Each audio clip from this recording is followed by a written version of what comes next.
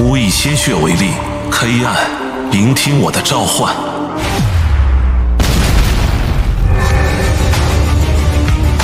男人在地球上工作了800年，拿着最高的工资干最苦的活，而他的工作则是清除导致地球出现各种离奇现象的怪物。他所拯救地球的各种英雄事迹，却不能让世人所知。这样枯燥且乏味的工作，他厌倦了800年，可他却不得不工作下去，因为不工作就会死，而这一切却是他那不为人知的身份。这是一个奇幻的世界，有着兽人、矮人、精灵各种奇幻外星生物聚集的世界。这天难得清闲的叶俊明却被一个电话打破他的休息时光。电话另一头让他去处理一件银行抢劫案，工资照常。他不禁心想，这种苦日子什么是个头？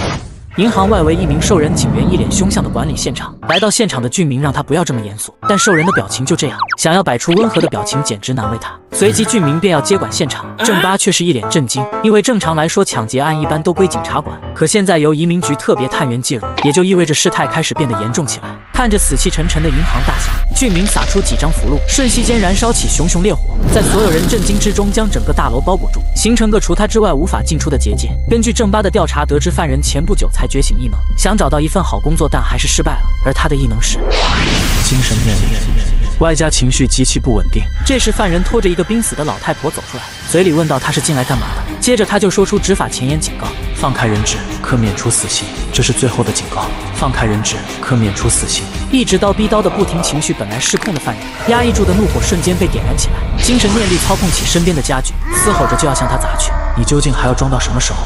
此话一出，被洗脑的男人瞬间回想起自己是来领取失业补贴金的，可被一个老太婆触碰后，他完全不知道发生什么事。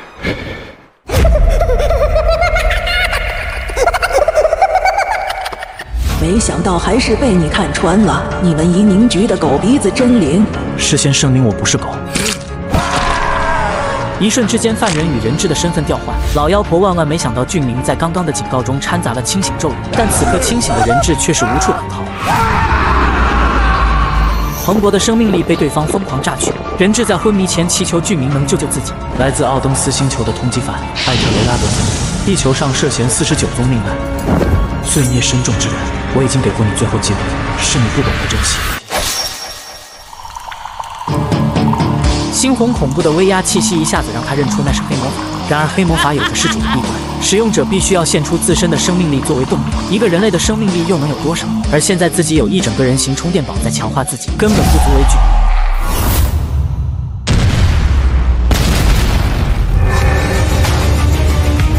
强悍的攻势仅是被对方一掌拍碎，他不敢相信对方居然舍弃几十年的寿命来对付自己，眼前这男人真就是个疯子。你究竟是谁？这个嘛，我只是路过的移民局特别探员，其他的我自己也不知道。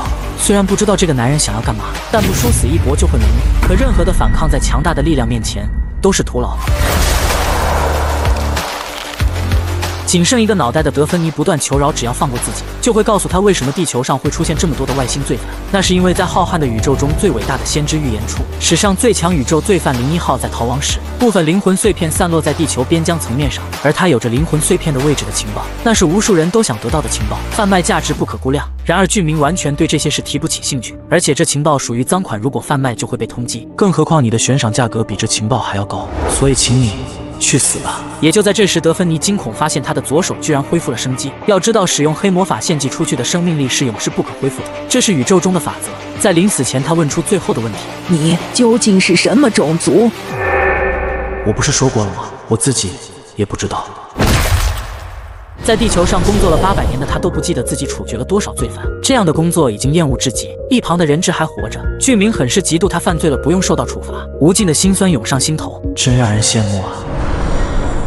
解决完事务，俊明让郑巴进去善后，还友善地提了一嘴人质还活着。郑巴松了口气，别看他外表是凶狠的模样，但他最怕人死了身上满是洞洞，什么缺胳膊少腿的，那画面想想都会做噩梦。但下一秒他就发现俊明一脸呆萌看着自己，真就怕什么来什么。像你这样子的心态，我真不知道你是怎么当上警察的。目送完俊明离开，一个小警员就好奇地询问郑巴叶俊明是什么来历，他便解释起移民局特别探员是专门处理外星次元犯罪的人，俗称边防者。没过多久，俊明今天的工资就已到账，足足有200万之多的地球货币，但这点钱换作是宇宙通用货币达兰特，只是延缓他的死亡时间罢了，因为他那不为人知的身份是外星人。且还是名宇宙罪犯，代号为666，被执法者剥夺了记忆，囚禁在地球劳改，工作是监狱，辞职就是自由。想要获得自由，就必须缴纳天文数字的犯罪罚款，一旦余额出现负数，就会产生犯罪利息，多次拖欠提交罚款则会死亡。距离退休还要缴纳500多万的达兰特，而在他800年的工作里，那微薄的工资只够补利息。这样枯燥乏味的工作，他甚至产生出用死亡去解脱的想法。在这之前，他还去看了心理医生，最终在死亡解脱与卑微的打工人苟活中，他选择了后者，以免他再产生极端想法。医生还特意给他开了23年的药，而下次心理复诊也就是23年后。他现在的工作任务全是辛苦底薪任务，为了维持生计，他不断翻阅工作系统看有没有高薪任务。突然一条机密信息出现在他眼前，获取01号宇宙罪犯灵魂碎片，工资7000万达兰特。地球边疆层面上有着他的灵魂碎片。虽然他不知道公司为什么想要那玩意，但他终于看到了辞职的希望。今天终于算是下班了，好耶！人类和一个兽人居然被一个平底锅给吓个半死。让我看看怎么个事！强勇啊，吓死老子了！我就是个平底锅了，你怕啥？俊明拿着，你不要碰它，超级恐怖的。哎呀，小哥哥，你摸着我那里，我要不行了。哦，这啥玩意儿？俊明现在终于明白正八为什么如此恐惧这平底锅了。纯情大男孩哪受得了这声音？但更诡异的是，他无法压制捡肥皂的手，再一次拿起平底锅。小哥哥，人家虽然有点兽眼形象，但请不要再把人家砸在地上了，奴家会痛的。原来这是个科技星球生产搭载人工智能的产物，只要握住它握把就能建立精神波动与它对话。但是这平底锅为什么要设计成这么骚？要不是他可能知道泰俊的线索，俊明真想把它砸烂。这属实就是个魅魔平底锅。原来在前一天，俊明接到移民局新的工作内容，调查拥有3000亿地球货币的公司总裁泰俊失踪案。移民局有充足的理由怀疑他是伪装人类非法滞留在地球上的外星人，为此政府想要找到他回收他在地球的股份，但目前没有确凿的证据证实他是外星人。眼下没有灵魂碎片线索的叶俊明只好接下这无聊的工作。俊明的秘书凯莉似乎对他有着谜一样的情感，但是西格玛男人不需要爱情。你这西格玛男人拉手催化，果然牛逼。别看俊明是个打工人社畜，但他同时也是个包租公。在他楼下的租客是个精灵，能帮助俊明调查失踪案的只有他。因为精灵一族有着特殊的寻人技巧，那就是召唤自己的元素小精灵替自己满世界找。这小东西属实就是个打工怕了。怎么又让我出来干活了？我要求涨工资。你不干，有的是怕都干；你不干，有的是怕都干。来来来，主人让我看看找的是谁。我爱工作，工作使我快乐。小精灵一走，剩下两人无聊的等待消息。为了气氛不这么尴尬，俊明询问小八工作怎么样。显然工作很卖力，但谁知道是不是刚刚菲尔德的话也把他给吓到了。没过多久，菲尔德便感知找到失踪目标，但却有个坏消息，那就是人死了。至于他是不是人类，菲尔德也无法确定。来到死亡现场的叶俊明也是犯了愁，这具尸体可以说泰俊本人，又可以说不是，因为俊明看不到这尸体有任何灵魂气息，似乎只是一具含有泰俊 DNA 的克隆人尸体罢了。一旦这具尸体被曝光坐实了泰俊是人类死亡，地球移民局就无法回收那3000亿股份，股份继承者很有可能卷款跑出地球，届时地球会出现不小的金融危机。至于真正的泰俊又在哪里，为什么要把假尸体丢在这荒郊野岭呢？他完全没有头绪，只好把调查方向转去泰俊家里，试图在他家里找出证明他是外星人的证据。次日一早，俊明就在泰俊家外遇到一个意想不到的人。原来正八调查的失踪案也是泰俊的案子，只不过他调查的是普通的失踪案，而俊明则是秘密调查泰俊的真实身份。两人就这样稀里糊涂的一起调查。在搜查房子时，他俩就听到一阵奇怪的键鸣声，顺着声音寻去，就发生开头的一幕。砸了他几十次，俊明才忍住想砸他的冲动。他便询问起魅魔平底锅有关于泰俊的事情，得知泰俊在日常生活中无疑和人类一样，房间内也没有能证明他是外星人的证据。但奇怪的是，在他这1个星期的失踪里，每到深夜就有个人突然出现在房子内，似乎在寻找某样东西，直至快天亮才离开。由于平底锅没有夜视功能，所以无法看清那是谁。关键点在于那人是突然出现在房子内，俊明便怀疑对方是用魔法进来的。好啊，居然用魔法，那就不要怪我开挂了。在现实世界，一旦使用魔法，就会在精神世界留下魔法痕迹。很快，俊明就在角落发现几道魔法空间裂缝，只要顺着这裂缝魔法曲线走，就能找到嫌疑人。俊明大哥，那这平底锅怎么办？把他带走，他可是重要的人证。你们这是绑架我吗？哇，绑架游戏好刺激啊！在我们用到他之前，最好别碰他。我也是这么想的。两人循着曲线一路开车，来到一处兽人贫民窟前。魔法源头房间外布满了数十道防御法阵，随即俊明让正八退后点，自己要静悄悄地破解这些法阵，以免惊动到里面的人。无以鲜血为力，算了，不这么中二。黑暗震碎他。哇，俊明大哥，这就你说的静悄悄吗？好牛逼哦！两人刚进入房间，就看到嫌疑人要进入空间裂缝逃跑，郑八下意识就追上去，可这简直就是多余的行为。巧妙，和俊明大哥一起查案，自己真像个原始人。将犯人控制后，俊明便发现他身上有着魔法犯罪组织的印记。然而面对凶狠长相的郑八问他为什么会出现泰俊家时，他的嘴巴就像石头，撬不出任何信息。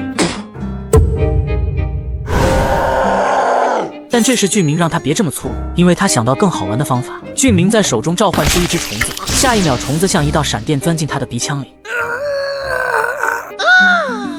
几分钟过后，男人从昏厥醒来，大声祈求俊明再把自己弄晕一次。见到这一幕的郑八不禁怀疑起这人的脑袋是不是瓦特了。俊明便解释那虫子名为快乐虫，能刺激人体大脑产生大量的多巴胺，给人一种前所未有的刺激幸福感，俗称嗨翻了。只要把知道的都说出来，俊明就答应他再来一次。原来男人也不知道泰俊在哪，他只是想找出泰俊用魔法隐藏起来的保险箱，把里面的东西交给雇主。至于雇主的名字他也不知道，但那物种是让俊明感到棘手的存在，因为那是一条龙。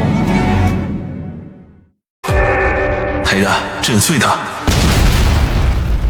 就在刚刚，俊明在调查张泰俊失踪案时，抓到潜入他家偷东西的魔法师，得知他背后的委托人居然是一条龙。而龙最初来到地球时，凭借着自身的强大实力，仅用1代人的功夫就在地球上成为顶尖的存在。龙不会因为一些小事而让一个人突然消失，因为龙在地球上是具有影响力的生物，利用巨大的财富和权力隐藏在暗处，控制着社会的走向。好比如世界上的顶级财阀将犯罪魔法师交给警察局后，叶俊明便产生要退出这案件的想法，因为这起案件移民局给出的报酬实在太低，不足以让自己招惹上龙这个麻烦物种。即使如此，俊明也隐约猜出是哪几条龙干的，因为大多数龙都很在意自己的名声，可他完全想不出那龙的动机是什么。回到家的俊明一脸愁眉苦脸的，毕竟连续调查2天半没有任何报酬，换作是谁都会沮丧。而这时元气满满的凯莉突然闯进来，本以为能和俊明独处，可结果什么呀？郑八大叔也在呀！说了多少次不要叫我大叔，叫我帅哥。随即凯莉就注意到桌面上有个奇怪的平底锅，你最好不要碰这个平底锅，要不然你会觉得自己变脏的。可人是一种叛逆生物，你越是不让他碰，他偏要碰。你好呀，小姐姐，我叫郭小美。听到会说话的平底锅，凯莉也是被吓一跳。但诡异的是，颠女和颠锅竟然能聊起来。过了很久，才发现这2个阿呆一副死鱼样。他便掏出82年兽人酿制的拉菲，让他们宿醉忘去烦恼。深夜喝醉睡着的叶俊明，在梦中回想起自己上一次宿醉还是在250年前，但他不记得自己为何而醉，似乎是和克拉姆帝国的王有关。他那被抹除的记忆在梦境中奇迹般的回想起一些零碎记忆。自己之所以能活这么久，是因为体内含有1/4的精灵血液，而且还是个身负诅咒的黑魔法师。所以800年前的我究竟是谁？原来已经天亮了呀！叶俊明意识到情况不妙的郑八就想开车回去救人，可这里距离书店有10公里的路程，想要赶回去根本不可能。下一秒，俊明就用黑岩刀捅穿自己的手掌，施展黑魔法就要传送回书店。郑八，你现在立即去将金岩珠带到一个没人的地方关起来，必要时可以用它充当人质，因为艾德琳她也是一条龙。而此时艾德琳发出强大的龙威，威胁菲尔德替自己找龙。龙威吓得小八恐惧不已，但他还是鼓起勇气去开启俊明留下来的逐客法阵。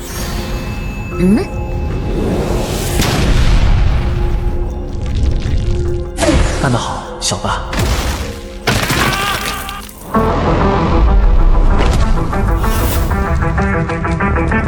愚蠢的女龙人，竟敢在我地盘上撒野，你这是自寻死路！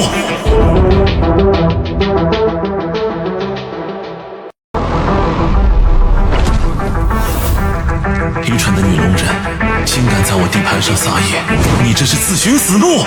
俊明用看似蝼蚁般的眼神看着下方的艾德琳，那嚣张的眼神一下子就惹毛了他，无尽的怒火促使他就要真龙化。但他突然想起，一旦在城市内展现真龙形态，就会被长老龙协会判其罪行。俊明似乎看出他的顾虑，直接化作一道红光让他跟上来。如此善解人意的行为，让艾德琳压制不住等会要撕碎他的狂喜之情。在城市外的叶俊明等了5分多钟，还以为对方不敢来了，但其实是艾德琳飞得慢而已。到场的他尴尬的笑一笑，表示抱歉，没有任何废话，直接开打。真是条愚蠢暴躁的母龙。由于先前施展的黑魔法传送是属于禁忌魔法，导致现在他的左手恢复极为缓慢。但对于他来说，最不缺的就是生命力。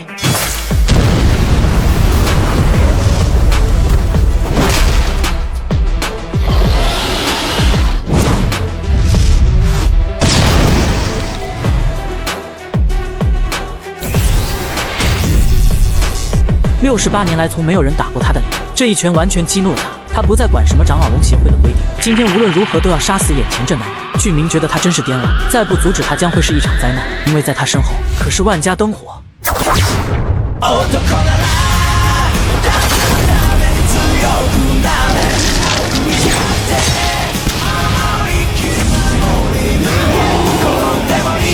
叶俊明原本还想留他一条龙命，但他愚蠢的行为完全触碰到了他的逆鳞。即使艾德琳再怎么哭着求饶，可一旦被叶俊明视为敌人，那么他绝无生还可能。还记得我先前说的话吗？竟敢在我地盘上撒野，你这是自寻死路！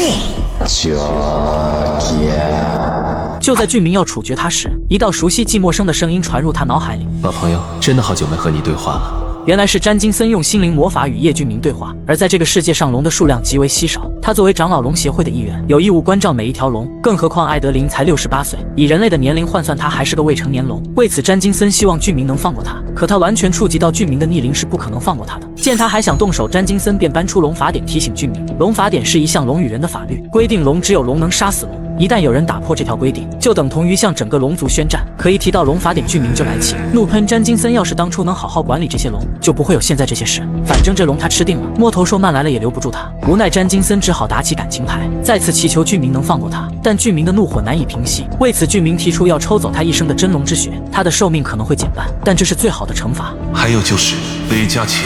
詹金森也只好同意他的要求，毕竟他要的结果只是艾德琳能活着就行。没过多久，移民局的后勤部门就来清理现场，而在这次事件中，俊明狠狠坑了詹金森2把，距离自己的离职目标又前进了一点。随后，他来到正巴关押金岩珠的地方，召唤快乐虫对他行刑逼供。怎料得知一个让人头大且炸裂的真相：在半年前，张太俊为了实现自己宏伟的目标，不得不失踪一段时间，并让金岩珠放弃自己找新的伴侣。因爱生恨的金岩珠还真就找了其他人，而那人就是纯爱战士艾德琳。金岩珠试图用畸形的爱麻痹自己，可4个月后，张太俊又突然回来，还得知了金岩珠和艾德琳的事情。他不但没有生气，反而提出给金岩珠定期抽血检查的要求。为了能让心爱之人能留在身边，他只好同意这奇怪要求。也就那时，张太俊开始研究龙血，他想创造出一种能抹杀所有龙的超级病毒。但在3个星期后，他又开始玩失踪。心如死灰的金岩珠找上艾德琳诉苦，并请求他找出那个负心汉为自己出口气。但这时俊明注意到一个问题：想要研究一种基因病毒，就需要大量的血液样本。仅凭金岩珠身上得到的那点龙血基因根本不足研究，艾德琳不可能提供龙血，那么他研究的大量龙血又是从何而来？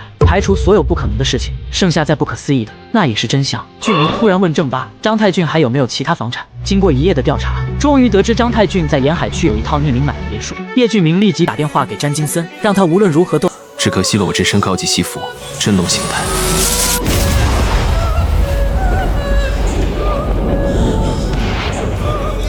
真龙形态，我都不记得自己有多久没有猎龙了，更何况是1天2条龙。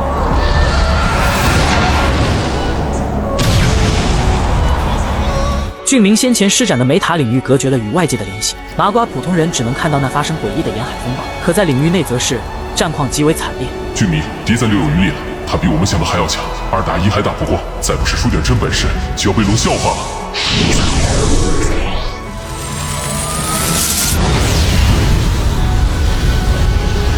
黑暗神速。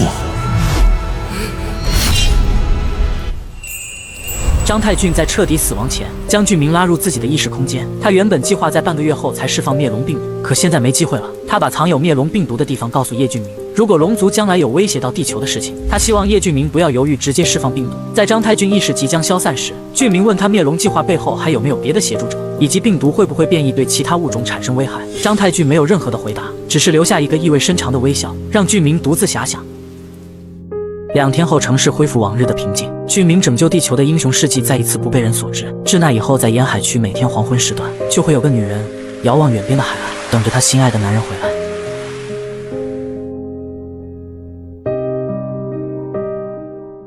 这是一个少数人才知道的秘密。其实地球早已被人占领，地球就如同一颗棋子，被他们随意操控，而他们似乎在密谋着什么。就在刚刚，叶敏俊解决完张太俊一事，闲来无事便玩起了占卜。不知是机缘巧合还是命中注定，叶敏俊占卜了2次，抽到的都是同一张牌。这张牌代表着与一个许久未见之人重逢。画面一转，叶敏俊带着凯茜来到一处商场，刚进门便有2名工作人员引路，几人来到一处 VIP 包厢内，里面摆放的东西都是叶敏俊此行购买的货物，这让凯茜以为叶敏俊发了大财。的确，凯茜确实不知道叶敏俊到底抽了多少龙血。与此同时，叶敏俊还打算购买一些其他的东西，便将手中的纸条递给对方。店员让叶敏俊2人先去休息，其他东西大约在1个小时后送达。在前往休息室时，碰到了张太俊一案的律师，2人便找了个地方闲聊起来。律师刚好有事求助于叶敏俊，便询问对方接不接私人的委托任务。由于叶敏俊的身份特殊，只能拒绝了对方的委托。随后对方便递过来一张名片，如果您以后有什么想法，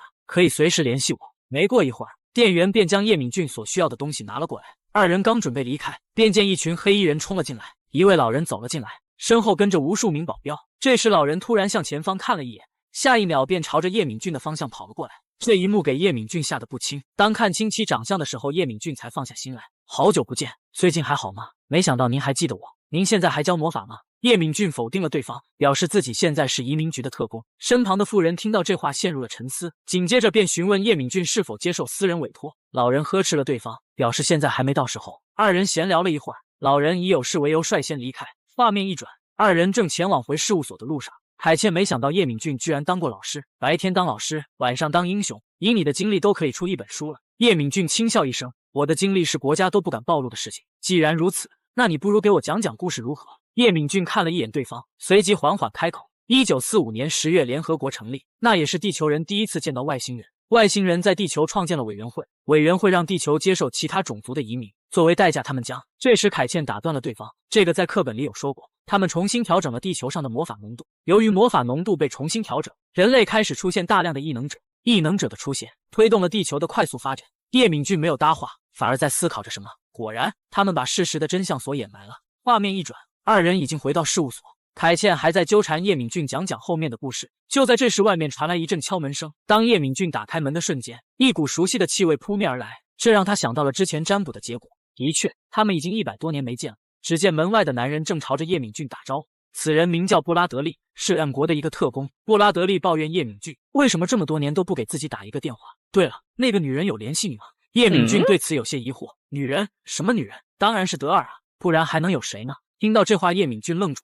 此时的叶敏俊失去了往日的平静，取而代之的是一种慌乱。凯茜看到叶敏俊的神情，有些担心。那个女人究竟是谁，能让你变成这样？叶敏俊沉默良久，缓缓开口：那个女人是我以前的老婆。女人随口的一句话，饶是让叶敏俊这般人都感到害怕，因为他深爱着叶敏俊，他相信只有杀了他，他才会得到自由。就在刚刚，叶敏俊碰到了一个许久未见的老友，二人来到酒吧酗酒，小酌了几杯。叶敏俊打了一个响指，便将二人隔绝在结界里。你一个M国特工，为什么会跑到 H 国这？我此次前来是为了护送一位公主。这让叶敏俊想到了之前在车上听到的广播。那位公主来 H 国跟你又有什么关系呢？布拉德其实对此也有些无奈。维密公主觉得她的护卫并不能胜任保护工作，所以向地球移民局总部发起了申请。总部觉着单靠 H 国不稳妥，所以便找了 M 国一起。不过这里还有一个传言，这将成为地球第8次集体移民的铺垫。第8次吗？距离上一次移民不才过去了40年吗？布拉德摊了摊手，反正据说委员会也在为此做准备。这时叶敏俊突然变换了神情，我想听听德尔的故事。布拉德深思了一会儿，其实我也不知道具体的经过。在我们完成上一个时空任务后，你和我被派往附近，德尔被送到其他地方。在我们分开的那段时间，德尔似乎是交够了达兰特被释放。我本以为他出来后会第一时间找你。听到这话，叶敏俊心头一颤，他已经攒够50万了。布拉德却表示还有一种办法，或许是他在那里取得了惊人的手信，获得了赦免权，像莱西亚那样。布拉德听到这个名字，不免露出了哀伤的表情。就在此时，叶敏俊似乎想到了什么。德尔被释放，那不就代表恢复记忆了？她不是你前妻吗？你为什么会这么担心？是你主动提出的结婚。听到这话，叶敏俊气到了，谁知道他会变成那个样？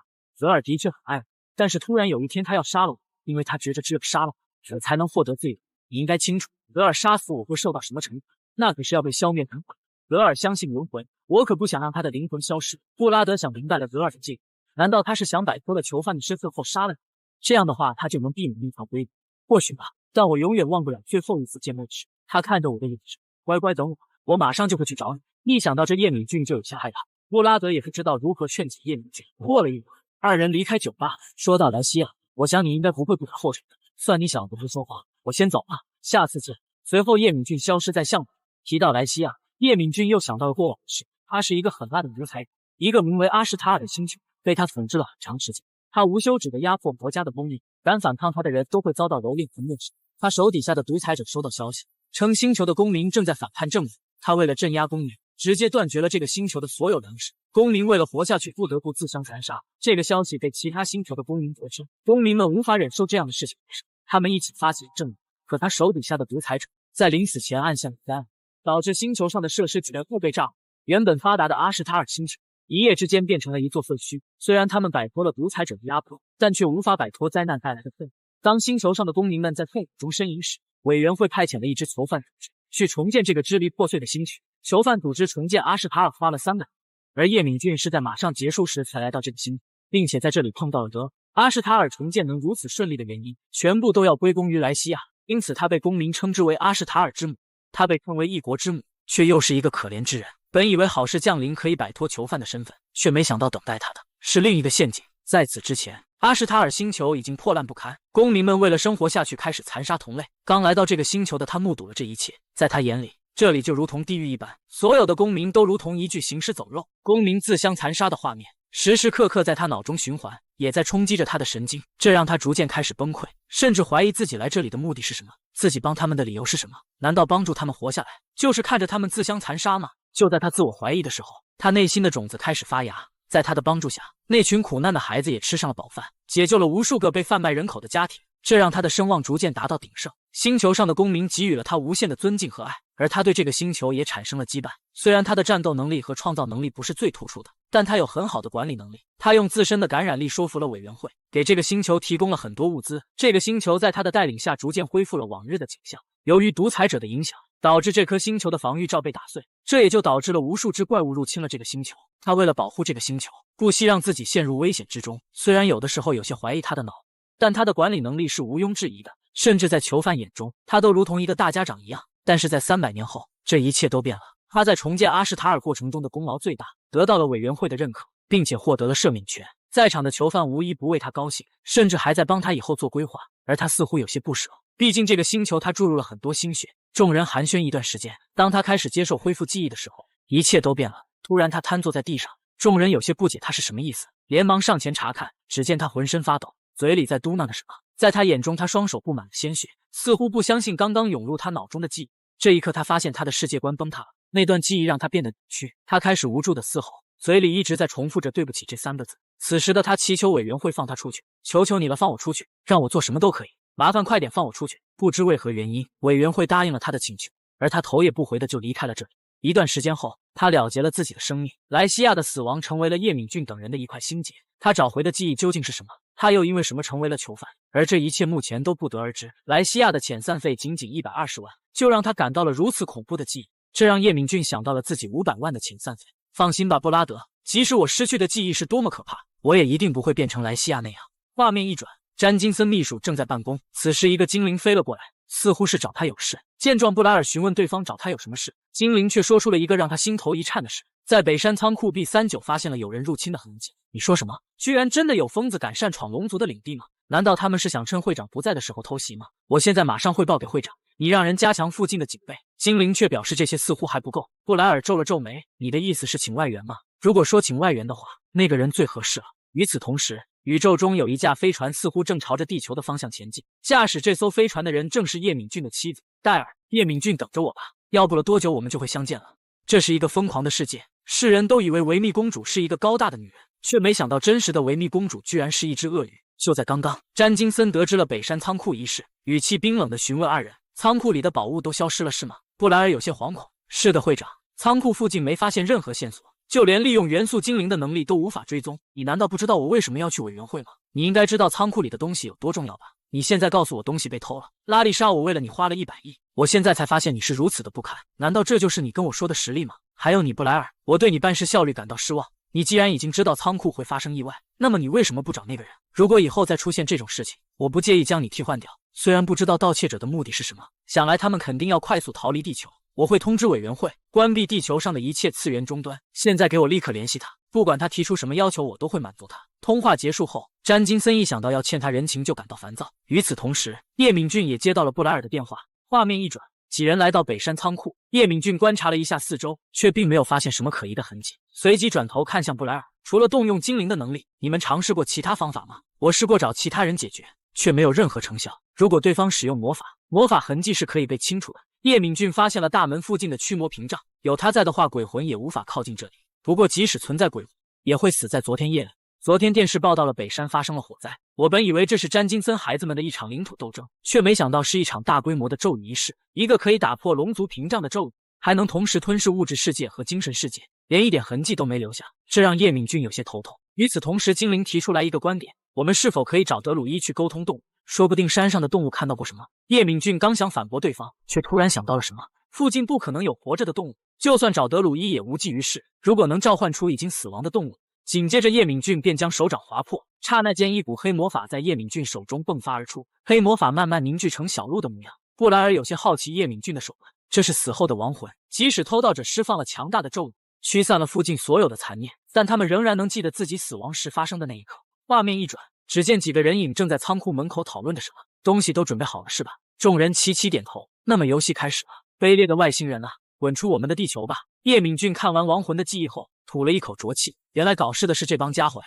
这帮人是一群打着人权口号的犯罪组织，他们的组织遍布全球，参与了多次灭龙行动，但都以失败告终。从那之后，他们消失得无影无踪。与此同时，布莱尔向叶敏俊深深地鞠了一躬，表示自己现在能信任的只有他了。你应该知道他们是什么样子的人吧？难道你是想让我跟他们发生战斗吗？布莱尔反驳了对方。会长还有1周的时间才能回来，我只是恳求您在会长回来之前找到他们的痕迹。在会长回到地球之前，次元终端会暂时关闭。我知道了，但你应该清楚这不是一件容易的事吧？说说吧，我这次的酬劳是多少？布莱尔知道叶敏俊是不见兔子不撒鹰的主，连忙将准备好的支票拿了出来。叶敏俊看到这张空白支票，心里一惊，没想到詹金森这么信任自己。叶敏俊挠了挠头，看样子又要被白嫖一次了。我先走了，如果有什么发现我会联系你。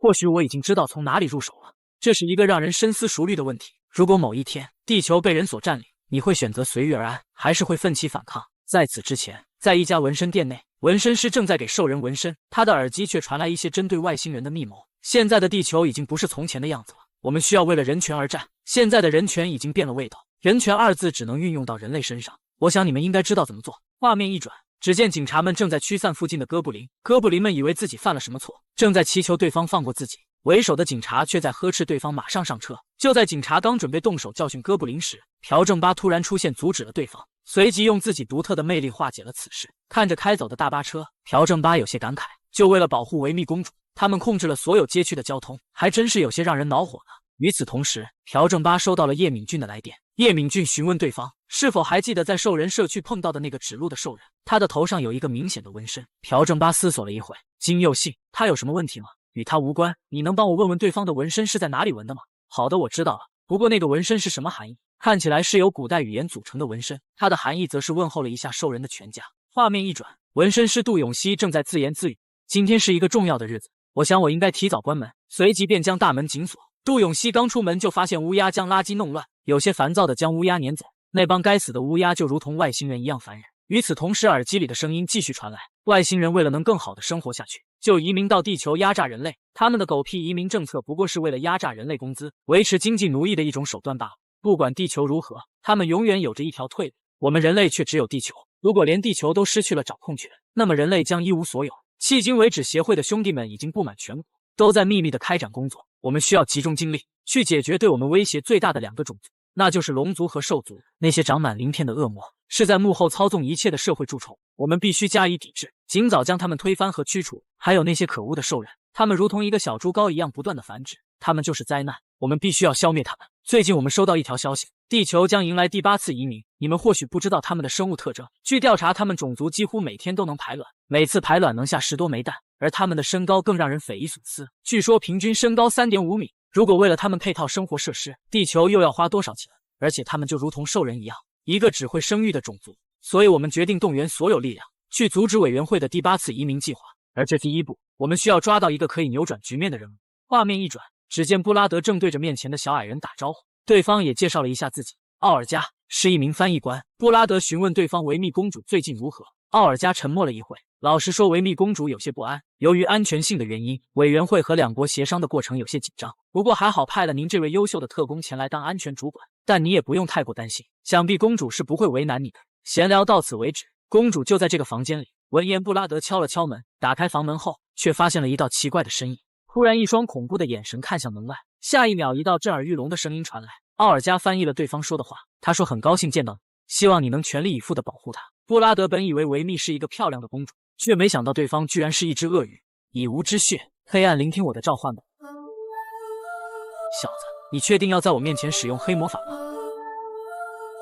就在刚刚，一名帽衫男找到了纹身师杜永熙。帽衫男表示，只要通过了这次审核，你就会成为我们之中的一员。在此之前，还有一件事，随即茂山南拿出了关于兽人纹身的照片。我想你应该比我清楚纹身的含义吧？杜永熙看了看照片，没理解对方的含义。在上一个时空，兽人是以奴隶的角色存活于世，所以他们不可能知道关于纹身一事。但你有没有考虑过，一旦有人知道这个纹身的含义，会给我们带来多大的麻烦？所以从今天开始，不要再留下任何证据，立刻将你的纹身店搬走。关于警告我也说完了，现在让我们开始吧。成功的大门已经为你打开。杜永熙笑着答应了对方。就在这时，刚刚的铁皮门上出现了众多魔法结界。当杜永熙踏入门的那一刹，尽管他提前已经做了心理建设，可周围的环境还是让他冷汗直流。只见一名兽人正被绑在长条凳上，茂山南将手中的武器递给杜永熙，你应该知道什么意思吧？向我们证明你的愤怒和勇气吧。接过武器的杜永熙咽了咽口水，脚步逐渐朝着兽人的方向走去。走路的同时，他也在为自己做心理建设。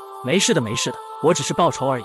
就因为这帮兽人，才让我沦落至此。茂山南突然开口，我已经感受到你的愤怒，是时候将你的痛苦双倍返还给他们。当杜永熙终于鼓起勇气准备下手时，只见一片乌鸦的羽毛落下，下一秒杜永熙的双手不见了。与此同时，在暗处里缓缓浮现出一道人影。茂山南有些震惊对方的手段，外面的结界没有丝毫被破坏的痕迹。此人究竟是谁？想必阁下应该知道我们是谁，那你应该清楚惹到我们是什么下场，是吗？那我还真想知道我是什么下场。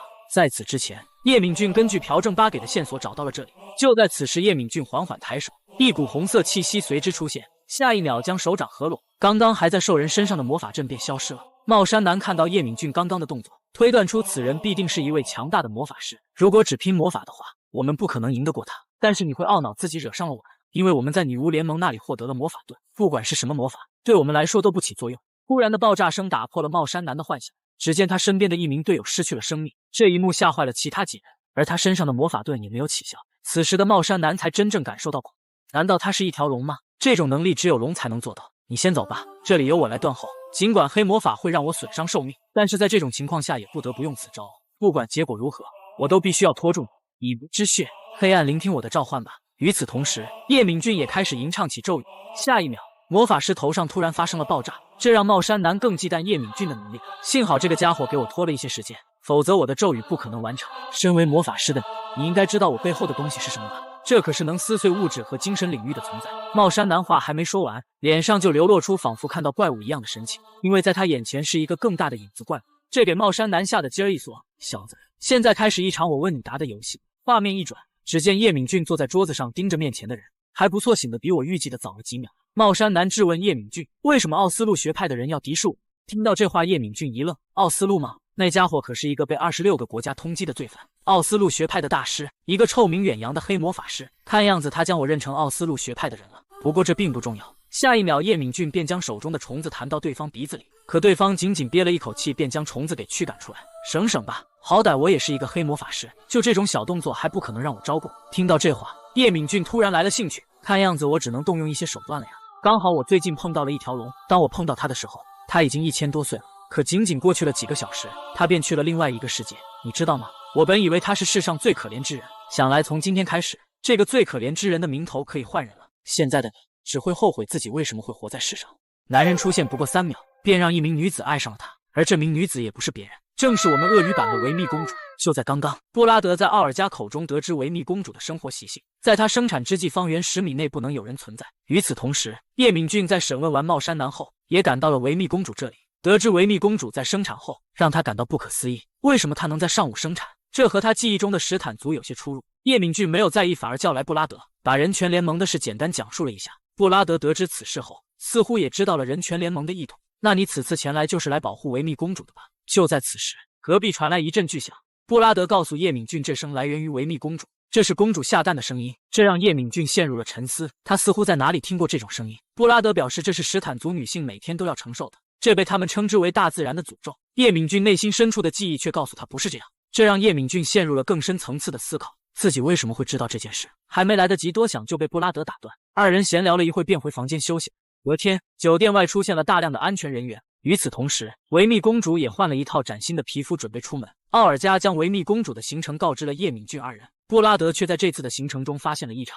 表面上对方是想去逛街，其实是为了观察地球，为后续的移民做准备。画面一转，几人已经在车上闲聊起来。不过在这场闲聊中，叶敏俊察觉到了一丝异常。在我来之前，翻阅了很多关于史坦族的信息，有很多信息可以对得上，但有一点和我的记忆有出入。那就是关于生产的问题。在我的记忆中，史坦族女性一旦产下受精卵，就会停止排卵几十年。如此看来，在我成为囚犯之前，还有一些记忆没有被全部抹除，只不过目前的我无法唤醒那层记忆。据说格兰科星球也是一个由不同种族组成的星球，史坦族在他们星球上有着绝对的武力，但也是因为他们的强大，他们不得不对抗所有种族，最后他们还是以失败告终。因此史坦族成为了格兰科星球上地位最低的种族，这让叶敏俊有一事没想通，随即开口询问公主殿下，很多地球人都认为您来地球是为了后续的移民做铺垫，这种谣言的确存在，不过这属于无稽之谈。地球的气候和社会基础设施与我们格格不入，这颗渺小的星球无法接纳我们，即使我们想要移民到这里，也需要很长的时间做准备。其实在维密公主来地球之前，有人承诺她只要将此事处理好，她便可以获得一个生育的机会，这也就意味着她可以除掉其他公主。当然这一切叶敏俊一无所知，不了解真相的他还在询问对方，那您是来做生意的吗？维密公主并没有说话，反而让司机开向养老基金公司。公主殿下，您跟这家公司有预约吗？您这样突然到访，怕是会引起骚乱。维密却告诉叶敏俊不用担心，他此行的目的就是这样，他要对方公司乱起来。与此同时，养老基金公司也收到了通知，维密公主还有5分钟到达，这让办公室的所有人都慌了起来。此时的维密公主也告诉了叶敏俊她来地球的真正目的，她只是来讨回之前的烂账而已。几人刚下车，便看见对方公司已经有一群人在候着。看对方慌张的神情，公主殿下这一招的确是一针见血。从一开始，公主殿下就给司机胡乱指了一个位置，谁都没想到最后会来到这家公司。当叶敏俊看清这家公司名字的时候，不由得感慨了一句，原来是这家公司啊。由于对方老板不在，几人只能稍作休息。大概等了2分半，门口传来了声音，为首的老人走了进来，此人正是这家公司的总裁，而他也是叶敏俊之前在商场碰到的那个老熟人，一位堪比神明之人，居然被一群虫子所压制，只因这些虫子有一个特殊的能力，那就是不死不灭。就在刚刚，维密公主找到了债券的负责人，叶敏俊2人只能待在外面等候。让叶敏俊没想到的是，欠款之人居然是他的老熟人吴满直。由于他不了解事情经过，只能让凯茜找政府调查一下真实情况。没过一会，凯茜便将调查到的内容发了过来。吴满直不知为何缘由，开始大面积淘金，可没过多久，黄金的价格便开始大跌，而他却没有放弃，反而选择了继续冶炼加工。当他马上要支撑不住的时候，有一个人找上了他，那个人给他带来了一丝生机。对方制作了一款名为 MSF 的过滤器，这个过滤器能帮助他更好的合成黄金。对方最后用极低的价格打动了他，可他却表示自己公司已经没有流动资金了。对方却表示你可以先签署债权，等公司情况好转的时候再还上即可。最后吴满直答应了对方，可事与愿违，随着时间的流逝，他公司的收入逐渐变少，漫天的债券电话蜂拥而至，直到有一天，债券被转移到了其他人名下，而这个人就是维密公主。此时的吴满直做了一份如何偿还债券的 PPT， 可维密公主对此并不买账。现在的你只有2条路可选，要么还清债务，要么把公司股份转让给我，你最好考虑清楚，我的手段你是知道的。吴满直无奈地低下了头，表示给自己1天的思考时间。画面一转，维密公主已经回到车上，当她正在大快朵颐的时候，叶敏俊嗅到了一股异常的味道，这股味道不属于维密公主，反而像是昆虫交流的信息素。就在此时，车外出现了大量飞虫，这些虫子不知为何原因，全部朝着叶敏俊车上袭去。叶敏俊发现虫子后便感觉中了埋伏，与此同时，大量的虫子已经来到车旁，仅仅过去几秒，由钢铁打造的战车便成为了一堆废铁。而这些虫子就是被委员会认定的一级灾害生物，它的金属外壳坚硬无比，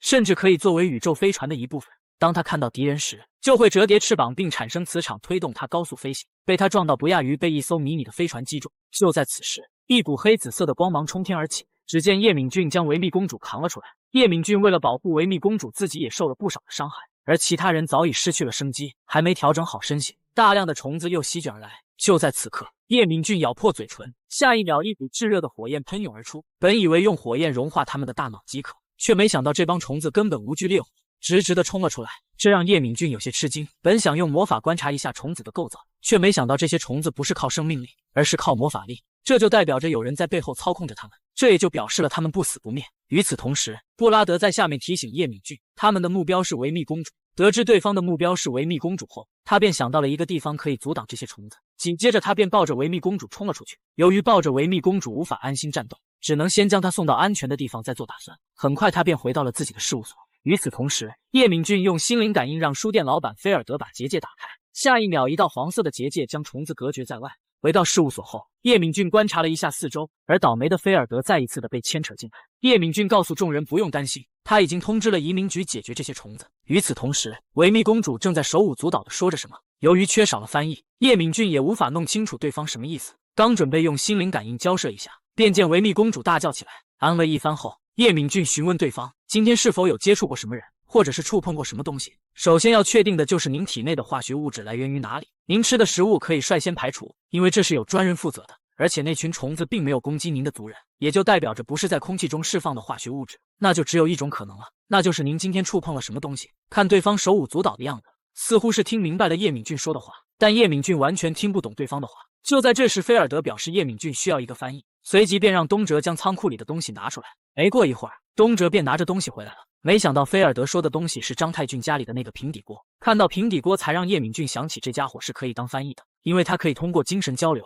叶敏俊刚拿起平底锅，便说出了让一群人尴尬的话：“主人，您今天想怎么处理我？我已经开始期待了呢。”死了，布拉德真的死了。仅仅一个照面，布拉德就被对方一招带走，而他的尸体却被凶手随意摆弄，为的只是激怒叶敏俊。在这之前，叶敏俊让平底锅与维密公主交谈一番。与此同时，叶敏俊又收到了关于吴满直的消息，不知为何缘由，吴满直居然跟人权联盟扯上了关系。没过一会儿，平底锅便问清楚了维密公主一事。对方表示今天没有碰到过任何奇怪的东西，但接触了一些人类，其中嫌疑最大的人便是吴满直。听到这话，叶敏俊有些心寒。画面一转，布拉德收到了叶敏俊的信息。叶敏俊让布拉德去追踪袭击维密公主的幕后黑手，想要追踪到他们，只能靠你的能力，因为布拉德的能力有透视功能，并且自带千里眼。更重要的是，他有从物体上感知事物的能力，在他的眼中能看见的不是魔法痕迹，而是比魔法痕迹更细微的东西。此时的布拉德正吹着家乡的小曲，指引着司机。现在的他有些开心，因为只要能抓到人权联盟的人，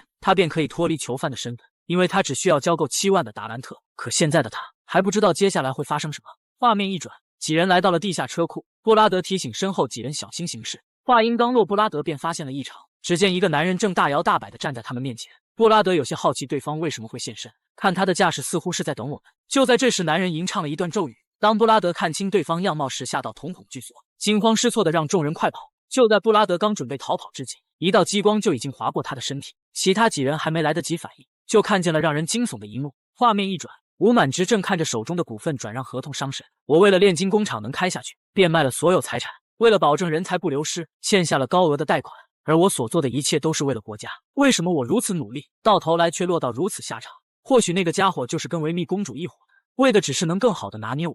不过在那家伙来之后，人权联盟的人也找上我了，他们为了拉我入伙，观察了我很长时间，只要我能完成他们的一个测试，他们便会替我偿还债务。而这个测试便是让我等维密公主来的时候接近她，到时只需要做几个简单的动作即可。为了公司能周转下去，我还是答应了他。就在此时，吴满直办公室的电话响了起来。电话接听后，却听对方说，公司楼下来了很多移民局的特工，而这些特工正是叶敏俊等人。此时的吴满直已经被吓得魂不守舍，移民局的大名自己早有耳闻，一旦落在他们手里，关于人权联盟的事我便隐瞒不住，那时的我会陷入更恐怖的境地。既然如此，横竖难逃一死，那我不如自己了结自己，只要我将他吃下，我便可以彻底解脱了。就在此时，门外突然出现了几条树枝，将要寻死的吴满直控制起来。将吴满直控制起来后，叶敏俊阴沉着脸看着对方。吴满直先生，现在告诉我关于人权联盟的一切消息。对不起了，叶敏俊老师，我有权保持沉默。很好，既然你不肯开口，那便不要怪我心狠手辣。老师，为什么连你也站在他们那面？在第7次移民的时候，我们很欢迎精灵族，而我们没有对精灵族做过任何事情，为什么你要对我们斩尽杀绝？听到这话，叶敏俊脸黑了下来。或许你并不知道，我人类血脉占了 80%， 精灵血脉占了 20%， 可这又能代表着什么呢？就因如此，你就选择加入人权联盟吗？他们的最终目的是什么？难道是要消灭世上所有的非人类生物吗？亦或者说把他们赶出地球？叶敏俊老师，别白费力气了，我是不会说的。很好，既然你心意已决，那就不要怪我不讲情面。原本我打算亲自审问你，现在我只能把你交给龙族了，这也会让我轻松很多。而他们会用一种魔法刺激你的大脑，会让你心甘情愿地开口，在你脑中所有记忆都会暴露出来，但这个过程是极为痛苦的，至少在你全盘托出之前，你是不会死的。就在此时，叶敏俊手机响了起来。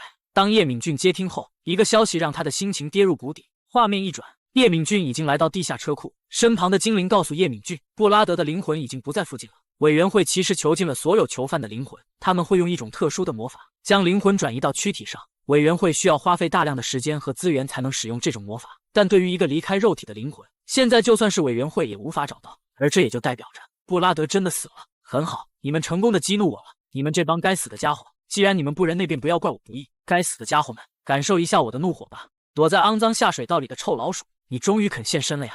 真是让我好找啊！准备承受我全部的怒火吧。在此之前，叶敏俊通知布莱尔，必须把维密公主送回他们的星球。你可以联系詹金森，让他重新开启航站楼。记住，不管你用什么手段，必须把他送回去，因为现在的情况，他已经不再适合待在这里。你应该知道维密公主出事，我们会有什么样子的麻烦。现在的我没有精力保护她，因为我要找到那个家伙，并且撕碎他。画面一转，一个航天飞船内，詹金森正在查看一些资料，却发现了一个种族独自前往了地球，还没来得及查看，便被身边之人所打断。对方表示布莱尔在找您。布莱尔告知了詹金森地球上刚刚发生的情况。听到布拉德战死后，詹金森不免地叹了口气。没过一会儿，布莱尔告诉叶敏俊一切都准备好了，只要你联系维密公主即可。听到这话，叶敏俊连忙下达指令，通知维密公主与她族人立马收拾一下随身物品，你们要将他们安全地送到航站楼。画面一转，维密公主与叶敏俊已经在候机厅等候。有些无聊的叶敏俊又想起了布拉德，他明明马上就可以摆脱囚犯的身份，以他的能力很容易获得荣华富贵，只可惜，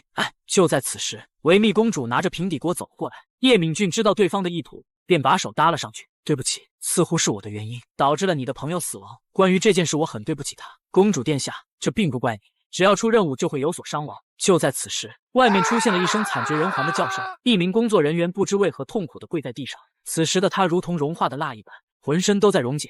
听见声音，叶敏俊很快赶了出来，而这也让他发现了一个熟悉的人。很好，这让我省去了找你的麻烦。只见杀害布拉德的男人缓缓走了出来，而他周身站满了众多失去意识的丧尸。此人正是被26个国家通缉的黑魔法师西奥。好久不见，叶敏俊，这些丧尸可是我专门为你布置的舞台。此时前往航站楼的大桥上也出现了大量丧尸，甚至还有一些丧尸正在水里行走。而这些丧尸的目标只有一个，那就是摧毁前面的发动装置。此时的叶敏俊赶回了房间，并通知布莱尔让他带着公主殿下先上车，并且启动那艘宇宙飞船。身为詹金森的秘书，我想你应该知道那段特殊的代码。布莱尔有些吃惊，为什么他会知道这件事？那是由委员会牵头打造的一艘宇宙飞船，并且只有得到委员会的允许才可以使用。想要启动它，必须要输入一个委员会给的代码。不过在紧急情况下，有一个特殊的代码可以在未经委员会通过的情况下使用。这个男人究竟是谁？他连这种隐秘的事情都知道。与此同时，叶敏俊通知附近所有特工，保护公主一行人前往宇宙飞船。布莱尔，公主殿下就交给你照顾。很快，叶敏俊便赶到战斗的中心，并且发现了躲在丧尸群里的西奥。刹那间，叶敏俊已经出现在对方头上。你还记得你毁了我的学校吗？那时的你身边有着2条龙，可现在这里只有你和我。你这个只会依靠龙族的家伙，我会用真正的黑魔法把你撕成碎片，是吗？我可是有些不记得了。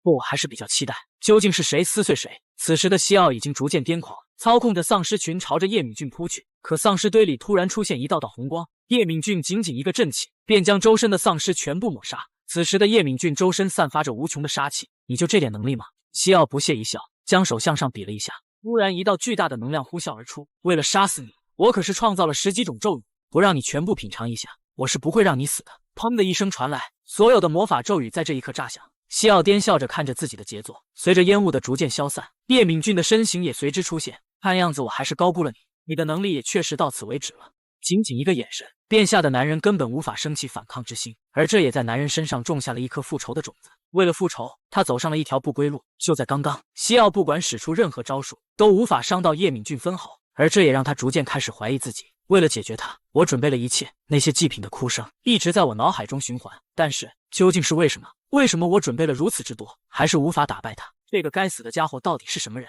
画面一转，属于西奥的故事随之出现。西奥出生在一个幸福的家庭，可他却没有继承父母的衣钵，反而走上了一条相反的道路。他在黑魔法的天赋上独断万古。不知过了多少年，他出现在欧洲的某个贫民区，几名兽人虔诚地感谢他，因为他不仅给了他们食物，并且还给他们找了一份工作。此时的他并不讨厌兽人，在他眼中，兽人只是他研究黑魔法的工具而已。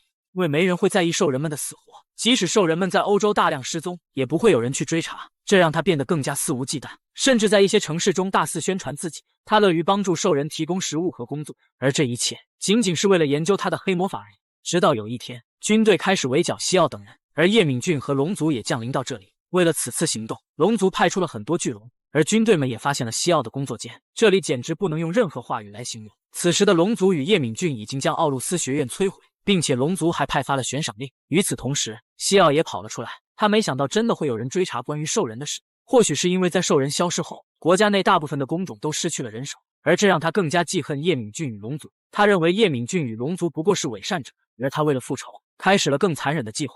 可他缺少金钱支撑，这时人权联盟找上了他，双方也达成了合作。画面一转回到现在，西奥看着叶敏俊毫发无伤地走了出来，这让他变得更加癫狂。忽然一道光线贯穿了西奥身体，只见叶敏俊冷声道：“太聒噪了，把你的臭嘴闭上。”此时的西奥缓缓起身，胸口的伤洞正在逐渐愈合。我还真是有些好奇，你能施展如此强大的黑魔法，为什么你还能存活于世？像你这样的伤口，你早该死了。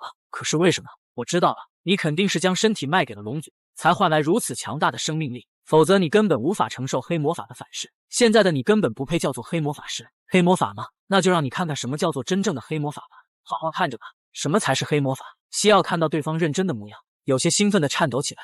很好，那就让我看看你所谓的黑魔法吧。此时的西奥胸口上逐渐开始出现红色的血泡，看到这一幕，叶敏俊都不由得感叹一句：这家伙绝对是疯了。西奥深知自己无法逃跑，那不如你也陪我留下来吧。叶敏俊，这一切都是你自找的。我原本是不打算用这招的，因为我不喜欢让我自己感受到痛苦。但临死之前，我也一定要拉你做垫背。这一切只能怪你自己，谁让你没能在欧洲的时候杀死我？现在我会让你后悔一辈子。当西奥消失的那一刹那，天上的云开始大面积聚集，这一幕仿佛就像世界末日一般。下一秒，一股蕴含毁灭之力的紫色龙卷风随之出现。见此，叶敏俊也连忙后撤。此时的叶敏俊为了不生事端，连忙蓄力起魔法，刹那间一股恐怖的力量呼啸而出。可下一秒，叶敏俊傻眼了，刚刚的魔法对面前的龙卷风没造成任何伤害，没想到西奥居然真的献祭了自己的肉身，使用出了最后的黑魔法。不过更让叶敏俊头疼的是，龙卷风里还存在着虫群。这些虫群虽然杀不了叶敏俊，一旦无法有效阻止他们，那一定会波及四周的城市，届时所有的城市便会化成灰烬。这种数量的虫群，我一个人根本无法阻止。詹金森不在的话，我只能求助于其他巨龙了。就在此时，传送门中突然出现了一架宇宙飞船，不过叶敏俊并没有理会。现在他最重要的精力是解决面前的虫群，想要阻止他们一段时间的话，看来我这条手臂是保不住了。就在此时，一股恐怖的威压袭来，叶敏俊停下了手中的动作，缓缓朝上看去，只见天空之上出现了一个庞然大物，大到连天空似乎都无法装下它。叶敏俊有些不解，为什么他会在地球上？在我刚成为囚犯失去记忆的时候，是他告诉了我目前的处境，甚至还给我讲解了以后要做的事情。他是管理着无数种族和囚犯的委员会之一，一个来自远古的种族英德利昂。维密公主的真实意图终于暴露了，特工们为了保护她，不惜以生命为代价将她护送上飞船。可下一秒，布莱尔身后便出现一把手枪，只因维密公主就是盗取龙族宝藏的罪魁祸首。就在刚刚，身为委员会之一的恩德里昂来到此处，叶敏俊不禁有些奇怪，他到此的目的是为何？以他的身份，应该不可能来到此处。突然，恩德里昂的眼睛爆发出刺眼的光芒，紧接着一个巨大的黑洞随之出现。黑洞正在不断吸收附近的虫群，此景就如同饕餮进食一般恐怖。这些虫群全部被黑洞吸入到深渊里。深渊是一个连委员会都束手无策的空间，那是一个只能进不能出的空间，并且一些穷凶恶极的囚犯也在里面。万幸的是，恩德里昂控制着黑洞，否则附近的一切生灵都将被吸收进去。就在此时，一道黄色的光芒浮现在叶敏俊身前，只见一个胖胖的龙族精灵出现，他将布莱尔现在的遭遇告诉了叶敏俊，而这也让叶敏俊感到无比愤怒。这帮该死的鳄鱼真是不知好歹。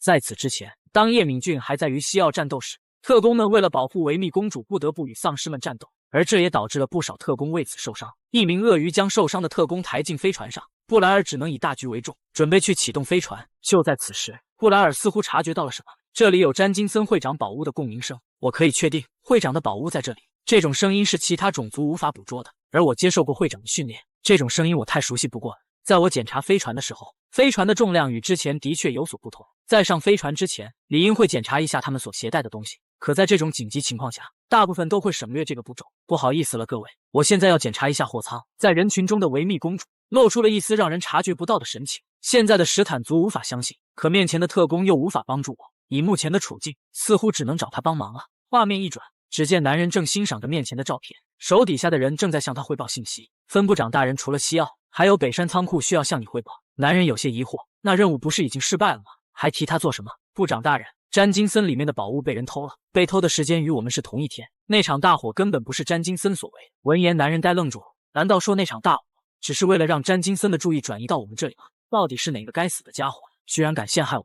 与此同时，一把手枪悄然出现在布莱尔身后。维密公主用英语威胁着对方，立刻去启动特殊代码。如果你想活命的话，千万不要耍小动作。见状，布莱尔只能被迫的输入代码。此时的布莱尔正在思考对策，以及对方来地球的真正目的。难道说关于移民的事都是他们编造出来的谎言吗？他们真正的目的是会长的宝物吗？不管对方出于什么目的，会长的宝物都不可以让他们带走。就在此时，布莱尔的手上出现了一丝让人察觉不到的光芒，光芒逐渐汇成一个金色小球，去找叶敏俊特工，将这里的一切都告诉他。与此同时，叶敏俊正准备前往布莱尔的方向，可由于丧尸的数量太多，其他的特工也陷入了苦战。叶敏俊只能一边解决丧尸一边赶路。就当他刚准备提醒特工时，一道刺眼的光芒出现，恩德里昂与丧尸一同消失了，机场又恢复了往日的平静。叶敏俊还没来得及多想，就准备动身去找布莱尔。就在此时，一道熟悉的声音在他背后出现：“你这么着急是要去哪里？这么多年过去了，你还是老样子。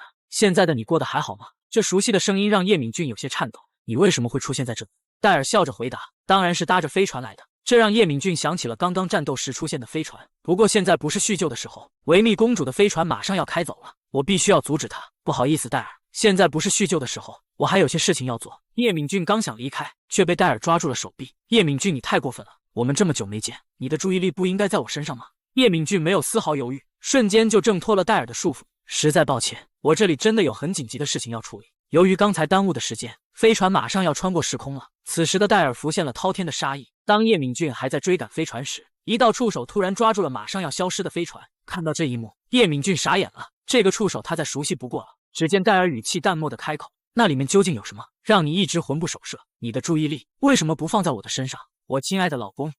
当维密公主被抓住的那一刻，关于史坦族的阴谋也浮出水面。然而积怨已久的戴尔在此刻也爆发出了无穷的怨恨。很久以前，维密公主还处于幼年时，她的父母便一直给她灌输一种思想，那就是在他们的星球里，所有的外来种族都是入侵者，并且还给年幼的维密讲了一个故事。在某一天，委员会突然下达了一条指令，他们的星球被委员会指定为被移民的星球。本以为这是一种荣誉，却没想到这是一场灾祸。这些种族并不感谢史坦族为他们所做的一切，反而号召所有种族一起推翻他们。这些入侵者从每月一次的突袭改变成每天一次，这让很多史坦族的女性无法正常生育，这就导致很多史坦族女性在被突袭的时候丢失了性命。由于入侵者的不断压迫，导致史坦族的男女被他们分开管理，这也就代表着史坦族失去了繁殖与生育的自由。当故事讲完时，他的父母告诉他，永远不要忘记这一切。维密公主来地球之前，某个神秘之人找上了她。我相信你已经考察过地球很多次了，如果你们想移民地球，只需要付出相对应的代价即可。而我会去说服委员会。听到这话，维密陷入了沉思。他并不看好移民这事，但他想反抗星球上的那股势力，他又必须得到委员会的支持。思考良久，维密还是答应了此事，并且询问对方代价是什么。在黑暗中，那双猩红的眼睛显得格外明亮。代价很简单，只要公主经常去拜访地球，当你往返地球的时候，用你的飞船给我运输一些货物即可。画面一转，戴尔已经控制触手将飞船切断，飞船里的所有人都不免跌落下来。戴尔让叶敏俊放心，里面的东西都完好无损。不过让戴尔好奇的是，里面究竟有什么东西让叶敏俊如此上心？一时之间，叶敏俊也无法解释什么，这让一个本就心有怨恨的女人醋意大发。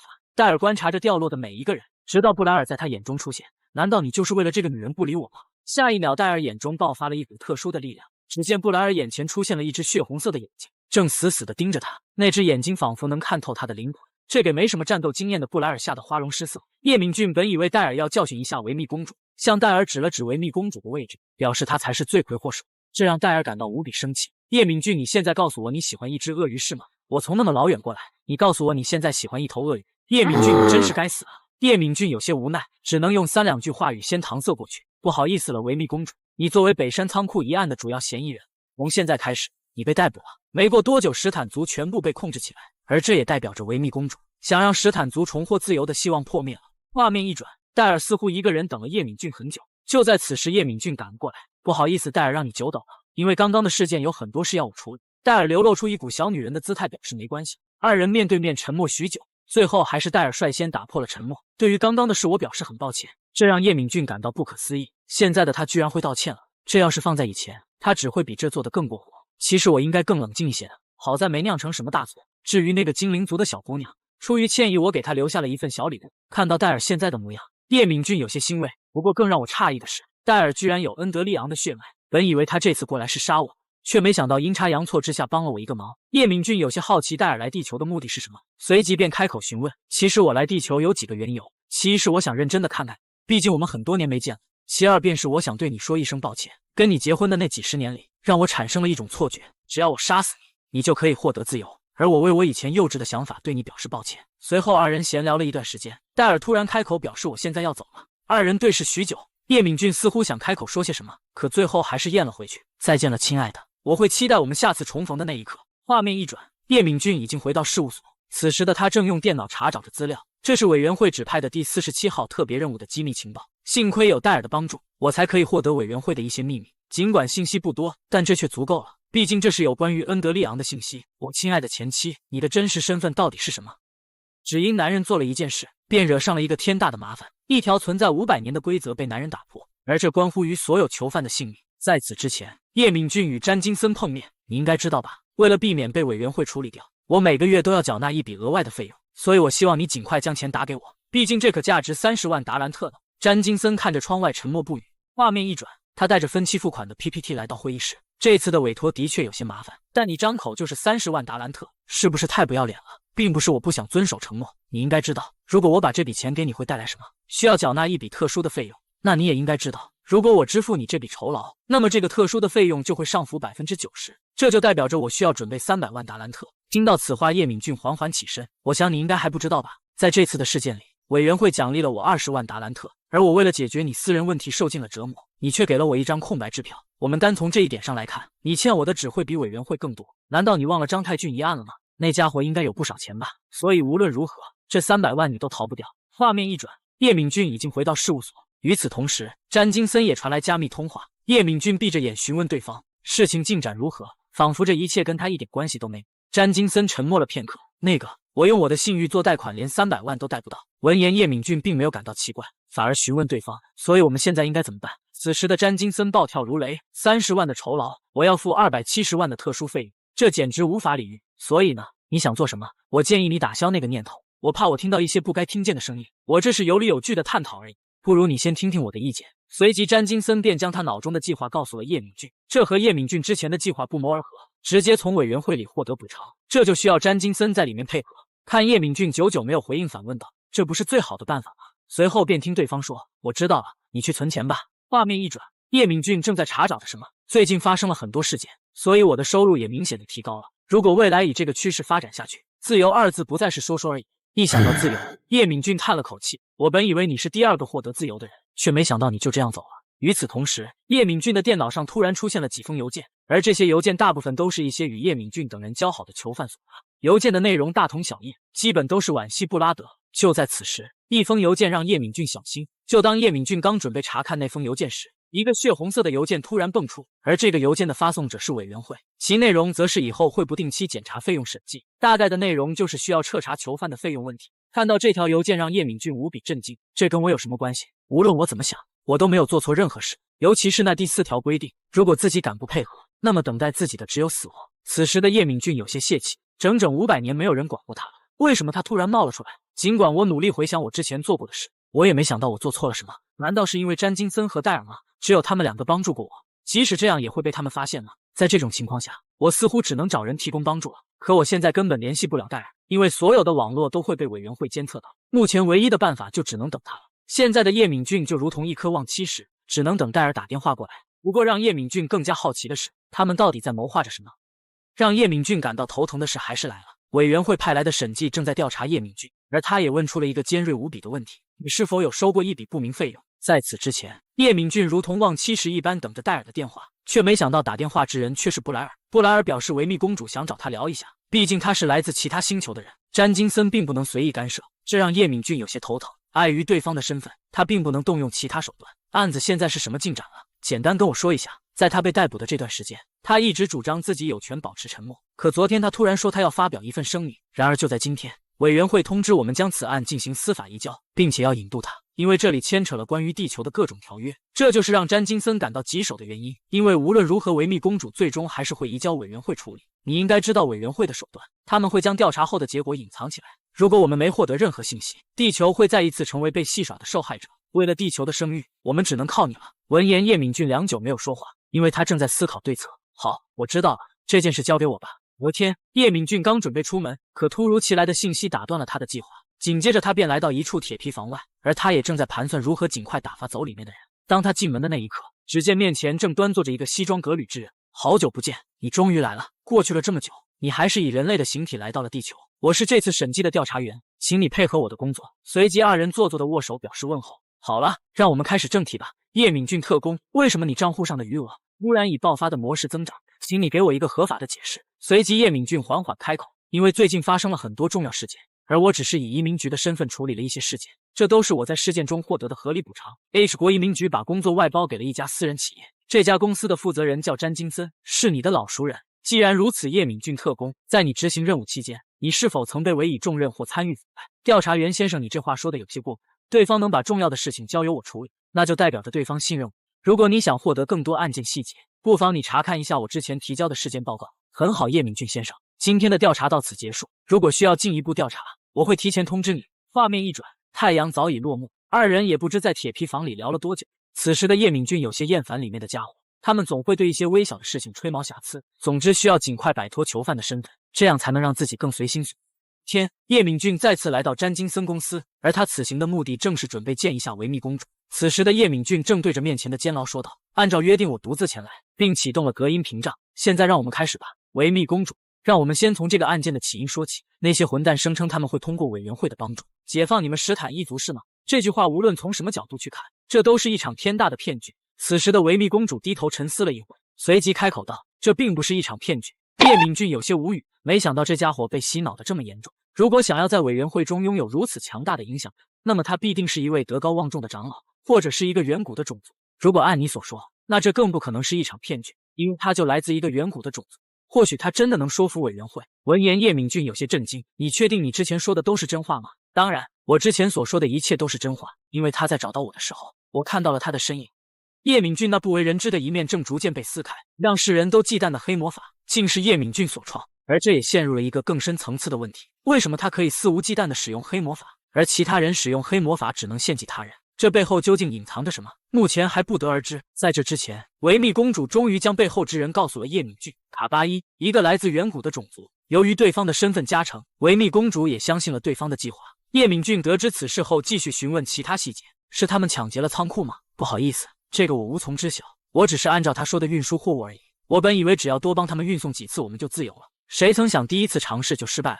闻言，叶敏俊暗自沉思，看来维密公主只是一个棋子而已，没必要在她身上浪费时间了。画面一转，叶敏俊将审讯结果转交给了詹金森。此时的詹金森有些失态，为什么卡巴伊参与了进来？他们为什么要这样做？一个这么大的人物，真的会参与到这种事情当中吗？反观叶敏俊一副事不关己的态度。对了，我的补偿款如何了？闻言，詹金森尴尬的挠了挠脸，那个，你再给我一些时日，我最近手头上有些不充裕，如果真的有这么难，为什么你不出卖一下你的身体呢？听到这话，詹金森暴跳如雷，你在说什么胡话？我可是尊贵的龙族，你想多了，我只是想让你干点体力活而已。当詹金森看到面前的资料时，都不由得汗流浃背了。你居然想让我测试地球上所有地精的 DNA？ 如你所见，因为地球上的地精既没有保险，也没去过什么医院，所以大部分都没有 DNA 的报告。这可是全球啊！你知道全球有多少地精吗？我知道这件事比较麻烦，但是跟我有什么关系？这是你的问题。既然你不能给我钱，那你就给我老老实实的工作。叶敏俊想调查地精的 DNA 其实另有目的，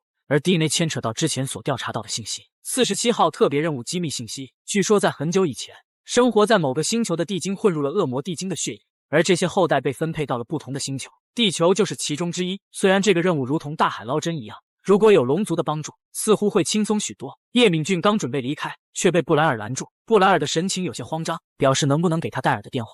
随即他便讲了一下事情的原委。当我在医院醒来时，发现了身旁的信件和礼物。我鬼使神差地打开了那个木盒，可木盒里突然爆发出数道符咒，似乎是某个魔法被激活了。之后便有一滴异常血液附着我手上。信上说他总有一天会用到，但是我不管用任何办法都无法让他脱落。老实说，我有些害怕。叶敏俊表示让他不用担心，我会告诉你联系戴尔的方式。关于这件事，叶敏俊似乎并没有放在心上，他只认为这是戴尔的一场恶作剧罢了。他并不知道这滴血液后面会给他带来什么帮助。与此同时，一个遥远的地方正有人谈论着叶敏俊，没想到这个家伙居然犯了高达500万达兰特的罪行，还真是不可思议呢。用这样的人做囚犯难道不危险吗？你觉着呢，多特斯？像我这样的初级员工，我并不理解其中的道道。对我来说，我只要遵守上级的命令即可。我对666号囚犯的了解并不多，我只知道他的遣散费超过500万，生存税也高达200万，并且他还有着另一个身份，那就是黑魔法的创始人。听到这话，鸟人心头一惊，黑魔法的创始人吗？这就是为什么他的遣散费这么高的缘由吗？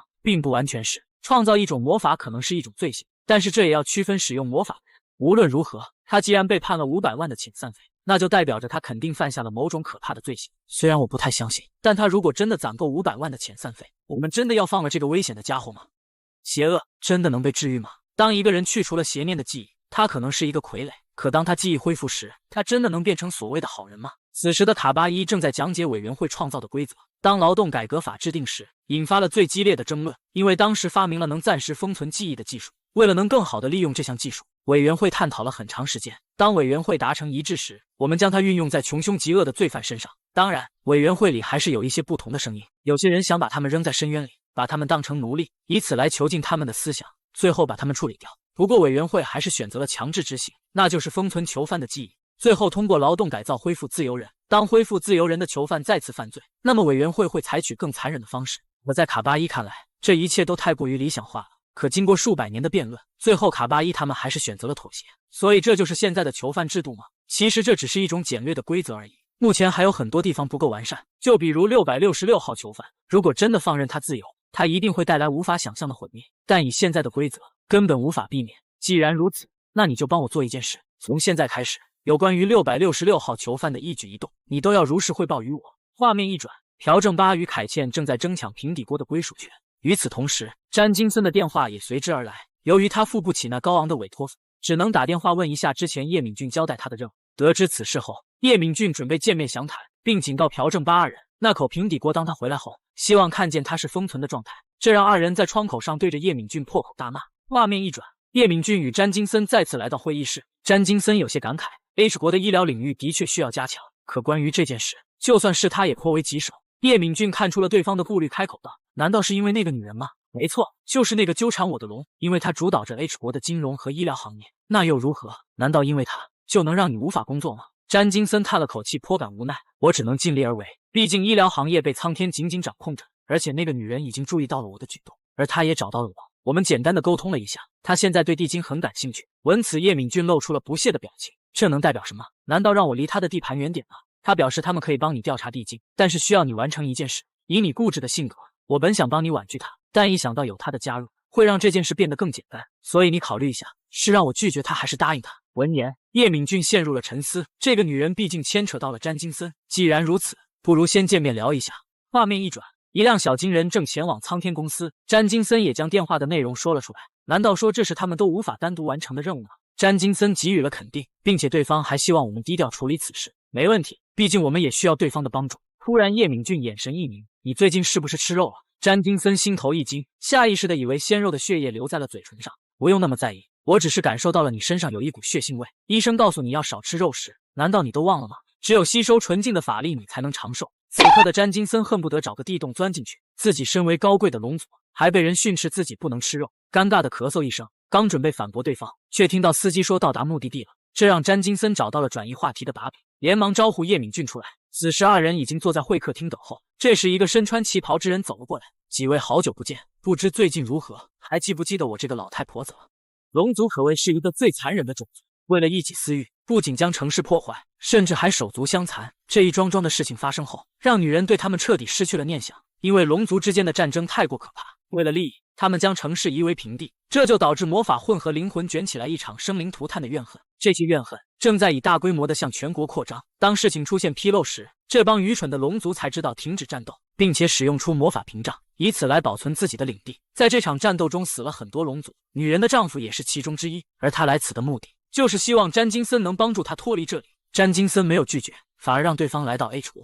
不过对方需要答应他2个条件，其一则是不能超越他的政治立场，其二则是不能组建军事组织。女人也没有过多废话，直接用龙族咒语签订了契约。画面一转，叶敏俊二人正与面前之人寒暄。女人询问詹金森：“你最近还以那种形式到处跑吗？”这让詹金森感到好奇，这有什么不妥吗？我们早已年迈，但你以年轻人的身份出现，是不是有些奇怪？你为什么要扮演一个年轻人？难道你是有彼得潘综合症吗？这让詹金森有些尴尬。叶俊听到这话差点没憋住笑出声来，这只是对其他物种友好的表现，有助于交流罢了，与被压迫阶级沟通，这当真是一个可笑的笑话。闻此，詹金森只能悻悻一笑。突然，詹金森眼神一凝：“我的好姐姐，现在的你已经变成了地精的样子。”对方没有接茬，反而将话题引向别处。我只是最近一直在观察这个种族而已。最重要的则是，我们现在有着共同兴趣，就连叶敏俊探员似乎也对地精感兴趣。叶敏俊没有说话，反而一直在观察着对方。这个女人究竟知道多少？这时女人突然打了一个响指，只见2个仆人恭恭敬敬地走了进来。想必我们已经寒暄完了，那现在就让我们谈一下生意吧。你要用自己的资金为城市地区的穷人建立一个医疗中心是吗？没错，我将动用我所有医疗领域的力量，开展扶贫项目，为重症病人提供病床，进行健康检查和必要的疫苗接种。闻此，叶敏俊有些好奇，你为什么这么做？这一切当然都是为了造福社会，维护公民的健康。你知道地精感染的疾病经常会传染给兽人和人类吗？那些处于福利盲区的地精对整个社会来说是一个很大的危险元素，这是一个很严重的社会问题，必须要改进。闻此，叶敏俊感到不屑，穷人看不起病的原因，还不是因为你们收费过高的缘由吗？真是又当又立呢。叶敏俊探员，我们是否能携手处理此事，都取决于你们。听闻你对地精的 DNA 感兴趣，如果我们合作，在为贫困人口接种疫苗和进行体检的过程中，采集 DNA 样本非常容易。如果你接受我的请求，我就会向你提供 DNA 样本。叶敏俊眉头一皱，所以你需要我帮助你什么？最近长川银行总行遭到了抢劫。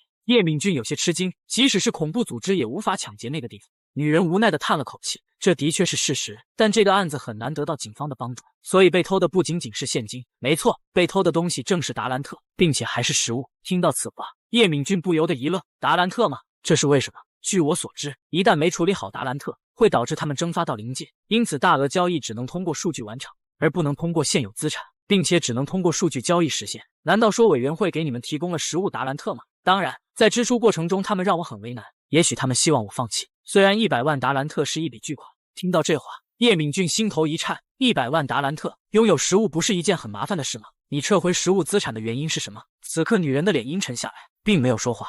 画面一转，二人回到公司，詹金森还在回想刚刚的谈话。以他的人品，根本不可能做出为穷人建立医疗中心的举动，但他的目的究竟是什么？并且他为什么要达兰特，并且还是实物？叶敏俊思索了片刻，难道说他是为了防止委员会破产吗？但这个解释过于蹩脚，他肯定隐瞒了什么。现如今我们需要检查一下有关于他正在规划的贫困福利项目，这一切是否都是真实的？男人本想调查贫困福利项目，却不曾想这里居然牵扯到了另一件事，一个连龙族都会窃窃私语的故事。当叶敏俊想调查福利项目时，詹金森反问对方应该如何调查。长川的福利项目是面向全国的，如果是这么大的事情，参与的公司或个人肯定不少，不如我们先找相关人员了解一下。闻此，詹金森说出了顾虑，这里面牵扯的人数过多，我们不可能全部调查。叶敏俊让对方不用担心，他已经有初步的人选了。H 国最富有的兽人金光宇，根据长川的规划，大部分医疗设施的建设地点都在兽人社区，而那批土地的所属权是他。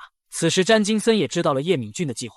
金光宇作为土地的所属权，他应该知道一些内幕，想必你已经猜到了我的用意。那么我们去找一下金光宇会长。画面一转，叶敏俊打电话询问凯茜一些问题。金光宇的秘书说他已经离开几个星期了。闻此，叶敏俊有些震惊，一个工作狂居然要去其他世界旅游几个星期。挂断电话后，叶敏俊在脑中整理思绪，这一切都太过于巧合了。这时詹金森联想到了一个可怕的念头，如果金光宇和长川搞在一起，那么金光宇的消失一定是被谋杀了，并且会不存在任何线索，因为长川是一个精神病患者。这个故事连龙族都在口口相传，有传言说他的玩物与他死去的前夫长得一模一样，甚至在一段时间内有很多龙族都失踪了。但这里面有一个更可怕的事情，长川的丈夫在很久之前死了，有人说她丈夫的死亡就是她亲手解决的。听到此话，叶敏俊陷入了沉默。为什么她要杀死自己的丈夫？传言说她只是觉着她的丈夫老了，不再符合她的口味了。虽然说这只是谣言，但遇到那个女人，就有人在一直消失，这是不争的事实。听完故事的叶敏俊也不由得对长川产生了怀疑。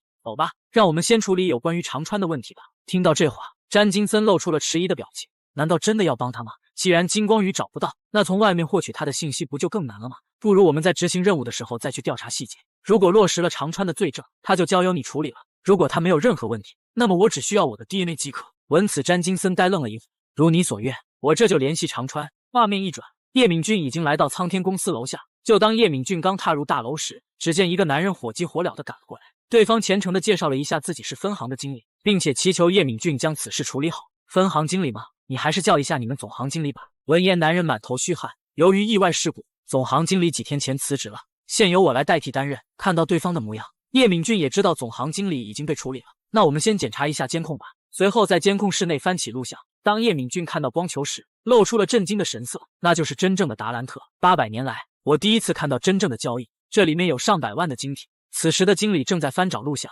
这就是事发现场。就在此时，原本还在箱子里的光球突然消失了，这让叶敏俊发现了异常。达兰特消失时的那一圈涟漪是什么？这与莱克菲先生的灵魂回到来时发生的波浪相似。如果他消失在灵界，是不是就再也找不到了？闻言，经理吓到心脏都漏了几拍。你是说消失了吗？那岂不是就意味着仓库出了问题？叶敏俊看对方的神情就知道他什么都不清楚。既然如此，那只能先去仓库看看了。叶敏俊环顾了一下四周，看起来你们的安全设施已经很到位了，不仅是物理防御，甚至还有层层魔法屏障。这简直就是地球上最大的驱魔房，连鬼魂都无法靠近。让我们看看，究竟是盗贼用魔法偷走了达兰特，还是达兰特消失在了灵界？不管是什么原因，只要有所动作，那就一定会留下痕迹。如果这里有什么奇怪的东西，萦绕的光线会闪闪发光。就当叶敏俊抬眼望去时，却发现为什么这里一点痕迹都没有？一个密室，一场阴谋，就连叶敏俊这种人物，一时间都无法参破。当叶敏俊抓到嫌犯时，却没想到对方直接爆体而亡，而这里居然牵扯到了一个庞大的组织红星。就在刚刚，叶敏俊也没能发现金库里使用魔法的痕迹，随后他便走出大楼内部，打算在大楼外围寻找魔法痕迹。然而这一切都是徒劳的，连大楼外围都没有魔法的痕迹，这让叶敏俊感到无比好奇，为什么会连一点魔法痕迹都没有？甚至达兰特也消失了。当叶敏俊还在思考问题时，一只小燕子正在树枝上观察着一切。然而叶敏俊早已通过玻璃的反射发现了对方，并且悄无声息地使用魔法。就在这时，手中的血液弹向小燕子，只听砰的一声炸响，刚刚还在枝头上的小燕子跌落在地。紧接着叶敏俊袖中的皮带便朝着烟尘中袭去。当烟尘消散时，一个妙龄少女便出现在其眼前。这时叶敏俊走了过来，作为一个可以变成小燕子的人，这种监视能力不可能是爱好，所以你究竟是谁？就在此刻，女人突然暴怒，对着叶敏俊就是一顿亲切的问候。你这个该死的家伙，肮脏的资本家，龙族的走狗。叶敏俊对此并不在意，反问对方，你已经暴露了你的身份，你是某种神灵吗？你是红星组织的人吧？那些该死的小偷吗？你在说什么垃圾话？我们只是在重新分配被龙族垄断的物资而已。你在银行附近做什么？是打算突袭，还是有其他想法？你这个败类，这个社会如果都是你这种人，那么这个社会永远不会发生改变。你在帮助龙族掠夺财富，难道你不知道他们的财富是靠剥削穷人积累起来的吗？你是龙族的走狗，你不会明白这一点的。在龙族手底下的你，就是资本主义压迫人民的武器。叶敏俊没有作声，只是冷冷地看着他。所以你要打败邪恶的龙族吗？对这个计划你有什么打算吗？不如我们找个地方好好聊聊吧。我不想听到外面传来人类的尖叫声。当女人看到血液时，双眼失神，陷入了绝望。叶敏俊本想安抚一下对方，却发现女人容貌逐渐变了，并且口吐鲜血。就在这时，异变突发，女人不知为何浑身开始肿胀。看到这一幕，叶敏俊连忙后撤，砰的一声炸响，女人死于爆炸之中。饶是见多识广的叶敏俊也没见过这一幕，难道有人在他身上埋下了咒语？是担心他会泄露信息吗？红星的那群家伙究竟在隐瞒什么？这时银行的安保听到爆炸赶了过来，叶敏俊则让对方不要靠近，他不是死于自杀，而是在极度痛苦中死去，那也就代表着他很快就会变成灵魂。随即叶敏俊念起咒语，远处一个不知名的物体开口，红星的一位成员已经去世，他的灵魂很快就会出现。随着叶敏俊的咒语生效，女人的灵魂也随之出现，而叶敏俊也必须要在女人的灵魂中获取信息。然而灵魂并不受叶敏俊所控，朝着远处疾驰而去。叶敏俊想要读取对方的信息，必须要用精神力控制对方。随着一段咒语将其包裹，一段段记忆也在叶敏俊脑中出现。一个红发女人出现在长川银行，而她似乎就是幕后的操控者。这时一道身影吸引了叶敏俊的注意，红发女人对着面前之人不知说了什么。随着脑中的画面不断闪烁，叶敏俊发现了异常，他们怎么知道长川银行被抢劫了？这是警察都不知情的事，那这也就意味着红星就是幕后黑手。由于灵魂没有实体的束缚，导致叶敏俊也无法再限制对方。随后灵魂便挣扎一番，消失在空中。画面一转，凯茜正在酣睡，电话铃声却将对方吵醒。带有起床气的凯茜接起电话后语气颇为不爽，有什么事吗？叶敏俊先生，红星吗？有对方的相关信息吗？交代完凯茜的事后，叶敏俊无奈地叹了口气，女人的灵魂也不知道如何找到达兰特，那些红星的家伙，他们究竟是怎么拿到达兰特的？